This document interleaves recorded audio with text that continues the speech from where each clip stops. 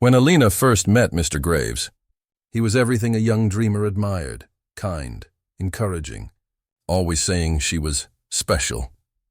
In a world that rarely saw promise in a black girl from the South Side, his attention felt like sunlight. He told her she could be more, do more, rise above the world's noise. But behind that warmth was something colder, control dressed as care. The moment she realized that his words were chains, not wings, everything shattered. Years later, she returned. Not the naive girl who sought approval, but the woman who built strength from silence. And when she told her story, the world finally listened. Alina was the kind of girl who noticed the smallest details. The way light filtered through cracked windows, how people's eyes softened before they smiled, how voices changed when someone felt seen. She was 16, bright, curious, and soft-spoken, the type of student who sat in the back row but always turned in perfect essays. She lived with her mother in a small apartment on the south side of Atlanta. Her mom, Denise, worked 2 jobs, one at a nursing home and another cleaning offices at night. Their home smelled faintly of lemon soap and hope, a hope that someday Alina would make it out of their neighborhood. Wearing a cap and gown, walking across a stage that her mother had never reached, Denise always said, "Books are your ticket, baby. Read like your life depends on it." And Alina did. She stayed after school most evenings, tucked in the library's quiet corners, lost in novels about people who lived in worlds much bigger than hers. That's where she first met Mr. Graves, her English and creative writing teacher. He was different from the other teachers. Young, articulate, dressed in worn tweed jackets that smelled faintly of old books. He would walk through the aisles during class, reading poetry out loud like it was sacred scripture. When he first spoke to her, she was startled. "You write like you're listening to something the rest of us can't hear," he said, handing back her essay. "Don't lose that." It was the first time anyone had ever said something like that to her. That moment became a memory she replayed every night, the sound of validation she had longed for. In a school where most teachers were too tired to care, where students mocked the ones who tried, Mr. Graves noticed her. Soon, he started offering extra writing sessions after school, open to all, but attended by few. Alina became a regular. She'd sit in the front row, notebook open, pencil tapping nervously. He'd lean over her shoulder, correcting a sentence, praising her phrasing. "See this line? That's poetry," he'd say softly. Every word felt like sunlight.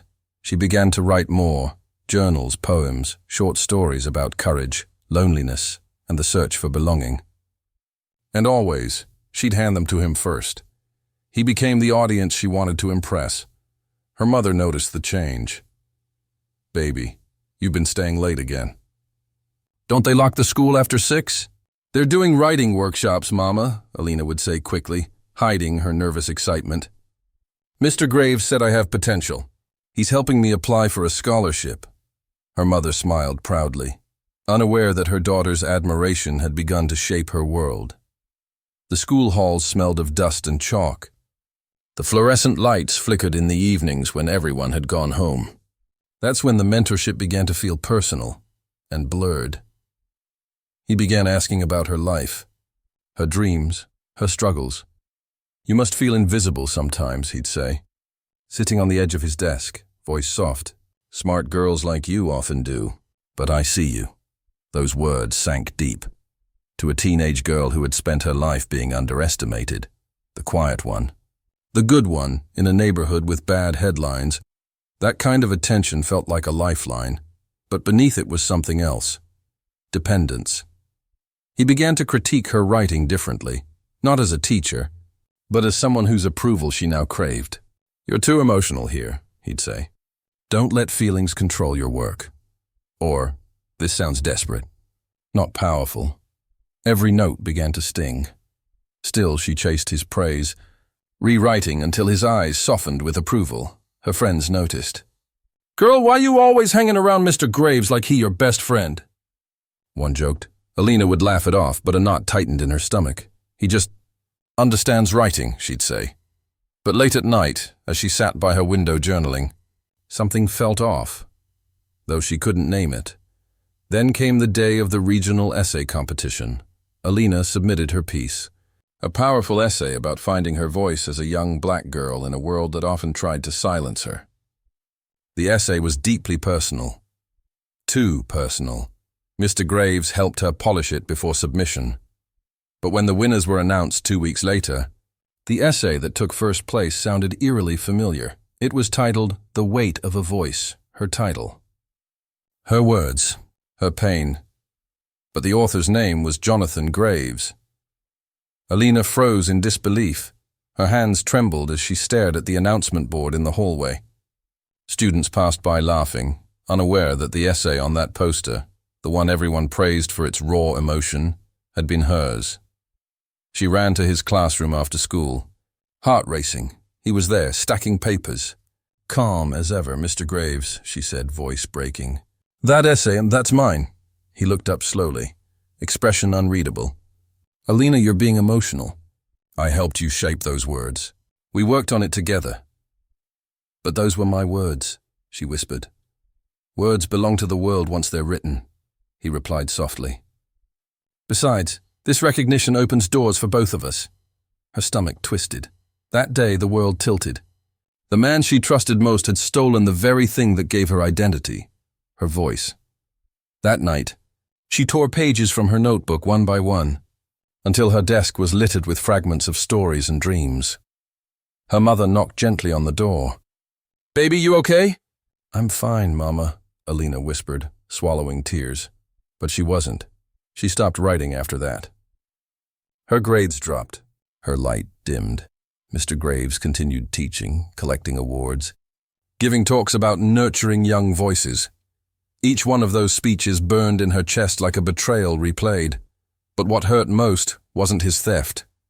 It was her silence. She didn't speak out. She was too young, too afraid no one would believe her. And in that silence, her story began to rot. Years passed. Alina went to college, far from home. She majored in literature, but never shared her writing again. Words, once her escape, became reminders of pain. Yet deep inside, something still stirred. Every time she read poetry from black women who came before her, Maya Angelou, Audre Lorde, Toni Morrison, she felt echoes of her old fire. They had faced silencing too. And they had risen. One night, during her junior year, she stumbled upon a quote by Morrison that felt like a message written just for her. "If there's a book you want to read, but it hasn't been written yet, you must be the one to write it." She stared at those words for a long time. And then, slowly, she picked up her pen again. By the time graduation came, Alina had written a thesis, not a story of love or pain, but a manifesto on the theft of black women's voices through history, from slaves whose songs were claimed by others to writers whose ideas were erased. And somewhere in the middle, between those stories of forgotten brilliance, she wrote one that sounded very familiar. A young girl, silenced by a man who stole her words, but who found power in writing them again. She didn't name him. She didn't need to. Alina's days began to shape themselves around his presence. What started as after-class help with equations and test prep quietly grew into something far more personal. Mr. Reynolds had a way of speaking that made her feel as if the entire world had fallen silent, and only she existed. She began sitting in the front row, not because she needed help understanding mathematics, but because she wanted to be near the one person who seemed to see her. In a school where she often felt invisible, where whispers about her hair, her skin, or her background followed her through hallways, his attention was a rare warmth. He started noticing her beyond her grades. "You're smart, Alina," he would say softly, a kind of praise she rarely heard at home. She had grown up learning that praise was earned, and earned with perfection. So when he gave her kindness freely, it felt like water to dry earth. It began subtly. A pat on the shoulder after class. A smile that lingered a second too long. The way he asked about her life, her dreams, her home. She didn't know that this was how boundaries blurred. Gently, slowly, like fog creeping over a clear night. She started trusting him more than anyone. When other kids laughed at her hand-me-down shoes, he told her she was destined for bigger things. When her mother worked long shifts and forgot her school projects, he stayed after hours to help her finish them. He became a figure of comfort. A friend, a mentor, and dangerously, something more in her mind. But beneath the warmth, there were small red flags she didn't yet have the wisdom to see. His compliments became more personal. "You're beautiful when you smile," he said one afternoon, handing her back a test. She blushed, unsure how to respond, telling herself it was just kindness. Then came the secret talks. The empty classroom after everyone else had gone home. The way he asked her to keep their little conversations private so others wouldn't misunderstand. She believed him. She didn't notice the growing gap between her and the rest of the world. Her friends complained she was distant. Her mother thought she was stressed about school. But Alina was floating in a fragile bubble of attention and care, thinking she had found someone who finally understood her. When he offered to drop her home one rainy evening, it didn't feel wrong. It felt like trust. When he called her special and said no one else saw her the way he did, she believed it. She didn't know that this was the beginning of something that would break her innocence. He told her she was mature, different from other girls her age. Those words melted into her heart like honey, but they were calculated. And every time he spoke, the walls between teacher and student weakened. The small moments became rituals. Walking together after class, sharing secrets, confiding fears. It felt like love to her. Something pure and consuming. But love, real love, doesn't ask for silence. Real love doesn't hide in shadows, and though Alina didn't know it yet, she was walking into a storm that would change her life forever. The weeks that followed were both the happiest and the most dangerous of Alina's life. She woke up every morning with a nervous excitement, choosing her outfit carefully, brushing her curls into perfection, and spraying the faintest bit of perfume that her mother didn't even know she owned. Mr. Reynolds had become her safe place, or so she thought. He had a way of making every other adult seem blind, every boy at school immature. He listened, he smiled, he cared. One Friday evening, after school had emptied and the corridors echoed with silence, he asked her to help reorganize papers for the math fair. It was supposed to be routine, nothing more than a student helping a teacher, but the classroom felt different that evening. The setting sun painted the windows with gold and shadow, and the air was too still. They worked quietly side by side. When she dropped a folder, both of them bent down at the same time, their hands brushing. It was a simple accident, but it lingered, a moment neither could take back. He looked at her differently that day. Not as a teacher, not as a child. He hesitated before speaking. "Alina, you ever feel like no one really understands you?" She nodded, heart trembling. "All the time," he smiled sadly. "You're different, too smart for your age. Too kind. That's how it started. Not with actions, but with words. Words that filled the cracks of her lonely heart. Every rule he broke came wrapped in gentleness. Every line he crossed felt like care. He started texting her in the evenings. At first about assignments, then about her life, her dreams, her loneliness. She'd stay awake waiting for his replies, clutching her phone beneath her pillow like it was proof she mattered. Then one night, he sent a message that made her breath catch. "You know, I think about you even when you're not in class." She didn't know how to answer. She was only 16, but she felt something she couldn't name, a mix of thrill and guilt, love and fear. When she told him she was confused, he said softly, "That's okay. Some connections are too deep for words." That's when the world began to blur. She started slipping in her studies, distracted by his attention. Her mother noticed, but assumed it was just the pressure of exams. Her best friend tried to talk to her, but Alina brushed it off. How could she explain that her teacher, the one person who made her feel seen, had become her secret? Then one afternoon, after everyone left for a school event, he asked her to stay behind to discuss her future. It was quiet. The ticking clock on the wall was the only sound. He told her how proud he was of her, how strong she was, how no one in this world would ever understand her like he did. When he hugged her, she froze, then, too afraid to break the moment, she let him. She didn't understand how something could feel both wrong and comforting at the same time. Days turned into weeks, and the meetings continued, After school, in empty rooms in the car parked behind the gym. Each time he told her to keep their connection private. People wouldn't understand, he said. They'd ruin what we have. She believed him, because she was young, because he was gentle, because she had never been loved like that before. But love built on secrecy always ends in pain. Months later, she began to feel sick, dizzy, exhausted. Her mother thought it was stress.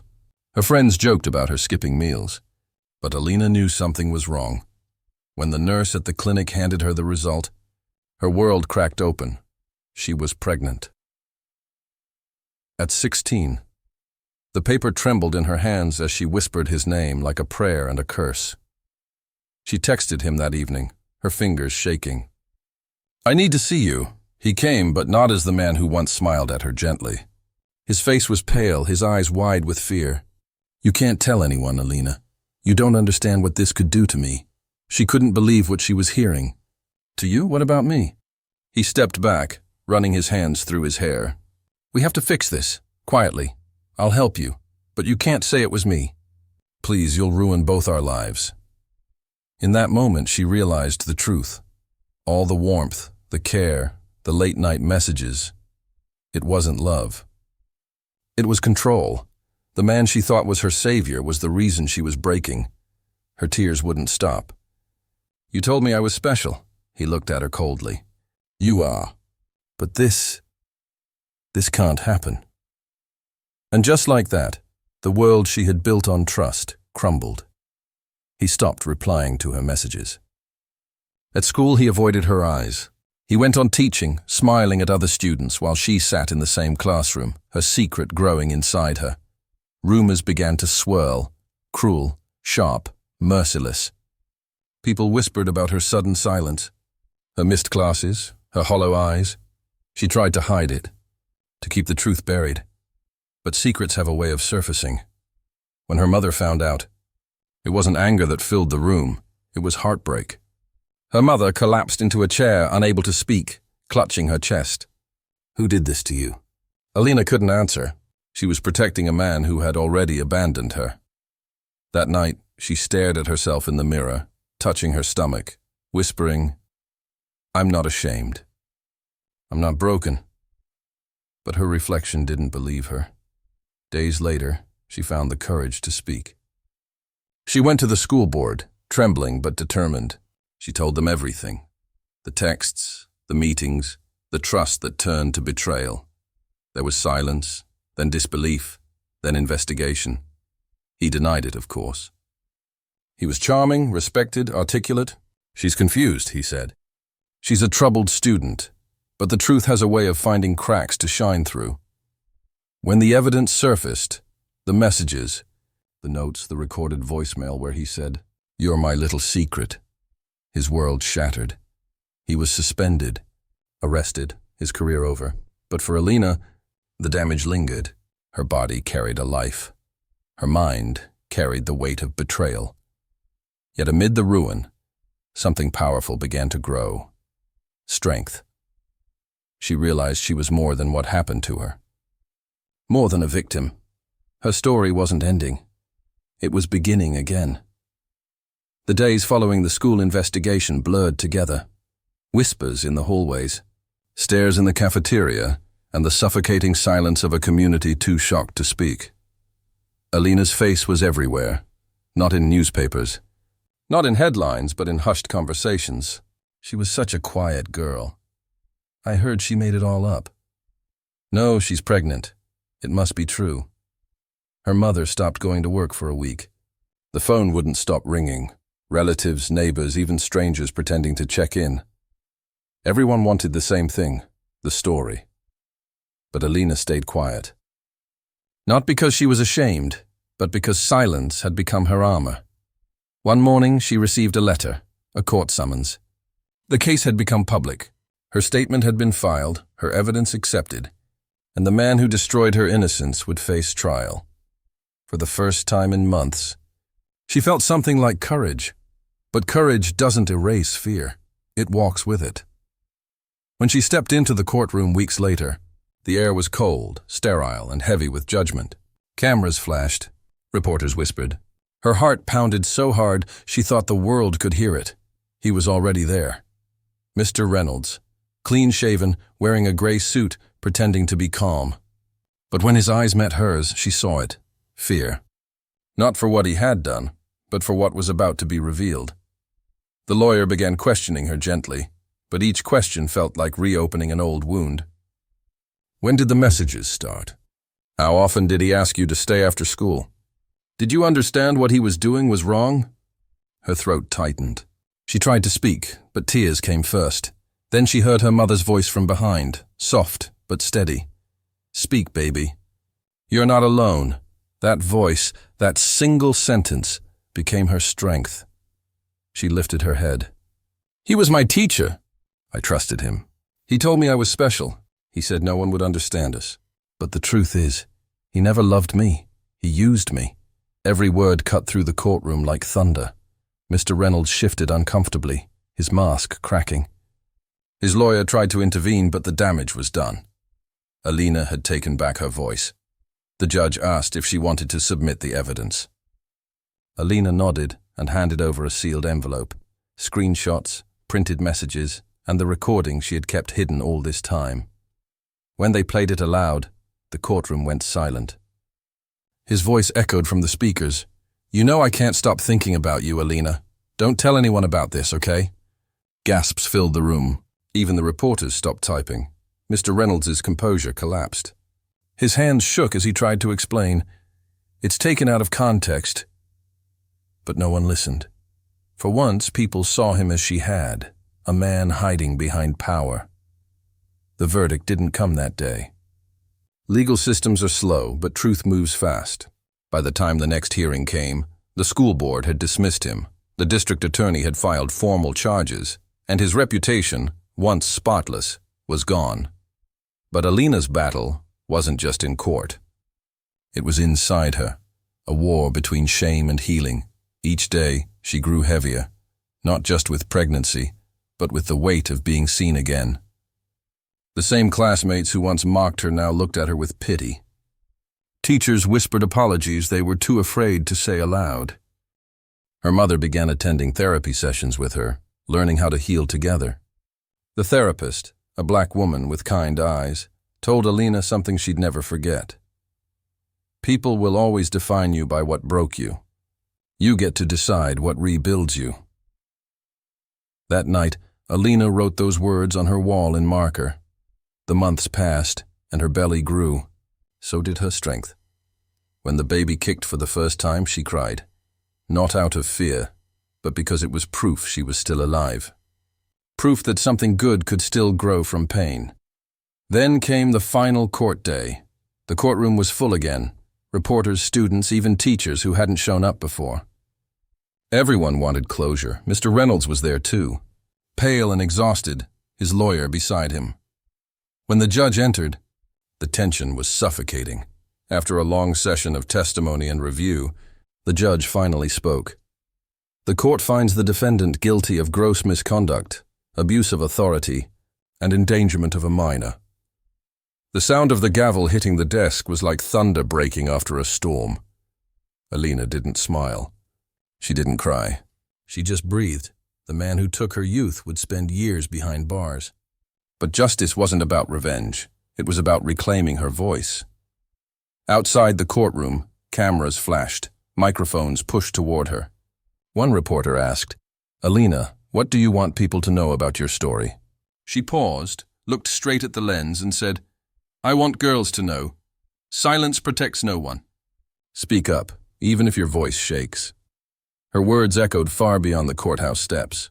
Within days, her story spread online. Hashtags emerged. Justice for Alina. Voice not victim. Girls from across the country began sharing their own stories. Letters arrived at her doorstep. Some from strangers, some from women twice her age, all thanking her for being brave. A year later, Alina gave birth to a baby boy. She named him Hope. When she held him for the first time, tears streamed down her cheeks. You are not a mistake, she whispered. You are my reason. She started volunteering at local schools, speaking to young girls about boundaries, self-worth, and courage. Her pain had become her mission. And every time she saw her reflection now, she no longer saw the scared girl who once hid her tears. She saw a survivor. 5 years had passed since that courtroom verdict. 5 long, quiet, rebuilding years. The seasons had changed. The gossip had faded, and the name Alina no longer carried whispers of scandal. It carried something else now. Respect. She had moved to a new city with her son, Hope, who was now a bright, curious boy with big brown eyes and the same smile she once lost in herself. Every morning he asked her the same question, "Mama, are we happy today?" And every time she smiled softly and said, "Yes, baby, we're happy today." But happiness for Alina was not simple. It was layered, a quiet kind of peace stitched together by forgiveness, therapy, and 1,000 small victories. The first time she laughed again. The first time she looked at a classroom without flinching. The first time she said his name without her voice trembling. She now worked as a counselor's assistant at a women's support center, the same center that had once helped her survive. Her job wasn't easy. Every day she met girls who reminded her of who she once was. Afraid, confused, silenced. There was one girl, 15 years old, sitting in the waiting room with trembling hands and tears that wouldn't fall. Alina sat beside her quietly. When the girl finally whispered, "He said no one would believe me," Alina reached for her hand and said, "I used to believe that too. But look at me, I was wrong, that moment." That small exchange became Alina's new purpose. At home, her apartment was small but filled with warmth. Drawings taped to the walls, books scattered across the floor, and sunlight spilling through lace curtains. Hope loved to sit by the window and hum. His laughter filled every empty corner that once echoed with loneliness. Sometimes at night, when he slept with his tiny hand clutching her finger, Alina would think back to the girl she used to be. The one who wanted to disappear. The one who thought her life had ended at 17. She would close her eyes and whisper, "You made it. You really made it." But her past wasn't just her story anymore. It had become a beacon for others. One day she was invited to speak at a youth conference, her first public appearance since the trial. Her knees trembled as she walked onto the stage, the bright lights momentarily blinding her. Hundreds of young faces stared up at her, some hopeful, some fearful, all waiting for her words. She took a deep breath. "I was 17 when I thought my life was over," she began. Her voice shook, not from fear but from truth. "I was hurt by someone I trusted, and for a long time I believed it was my fault. But what I learned is this: shame only survives in silence. Once you speak, you take its power away." There was silence, deep emotional silence. Then one by one people began to clap, and when the applause broke into cheers, Alina smiled, not for recognition, but for release. After the speech, a woman approached her, older, dressed in simple clothes, eyes glistening with tears. She whispered, "You don't know me, but my daughter heard your story. She finally told me what happened to her. Thank you." Alina held her hand, her own eyes wet. That was when she realized, healing is not just about mending your own wounds, it's about helping others believe they can heal too. A few months later, she received a letter, not from a stranger, but from prison. It was from him, Mr. Reynolds. Her heart stopped for a moment when she saw his handwriting. She almost threw it away, but something inside told her to read it. "Alina, I've had 5 years to think about what I did. I was wrong. No excuses. I ruined your life when you trusted me most. I know you may never forgive me, but I needed you to know. I'm sorry. I pray that one day you'll find peace. Daniel Reynolds." Her hands shook as she folded the letter. Forgiveness. That word echoed in her mind all day. She didn't feel anger anymore, just sadness for what had been lost and gratitude for what she had rebuilt. That night, she sat by her window with Hope asleep beside her. She took out a blank sheet of paper and wrote, "I forgive you. Not for you, but for me." Then she burned the letter in a small dish, watching the ashes swirl away into the cool night air. It was done. Years later, Alina published a book titled The Sound of Silence. It wasn't just her story. It was a collection of voices from women and girls who had survived what she did. Each chapter ended with one line: "We are not broken. We are becoming." The book became a quiet phenomenon, discussed in schools, women's circles, even university classes. It wasn't famous for fame's sake. It was famous because it told the truth. One evening, she was invited to speak on national television.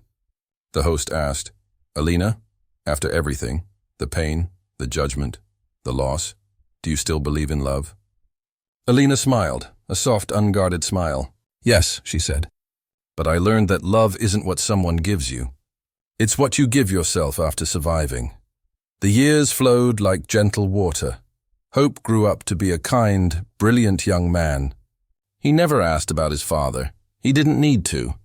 He had his mother, who taught him to be gentle, brave, and honest. On his high school graduation day, Alina stood in the audience, tears streaming down her cheeks as he crossed the stage. When he looked out and found her, he mouthed, "I love you, Mama." At that moment, everything came full circle. The pain, the shame, the silence, all of it had led to this: a life reborn from darkness. After the ceremony, Hope handed her a small gift, a notebook bound in brown leather. "I want you to keep writing," he said. "Your stories change people." She opened it. On the first page, he had written in his crooked teenage handwriting, "To the woman who turned pain into power. To my first teacher, my mother." Alina held the notebook close, eyes glistening. The sun set behind them, painting the sky gold and pink. For the first time in years, she felt light, like the world had finally forgiven her for simply surviving. Life doesn't end when you're broken. It begins the moment you decide to heal. Forgiveness isn't about forgetting. It's about freeing yourself from the weight of pain. Alina's story became more than survival. It became a legacy. A reminder that even the most fragile voice, when spoken with truth, can shake the silence of the world.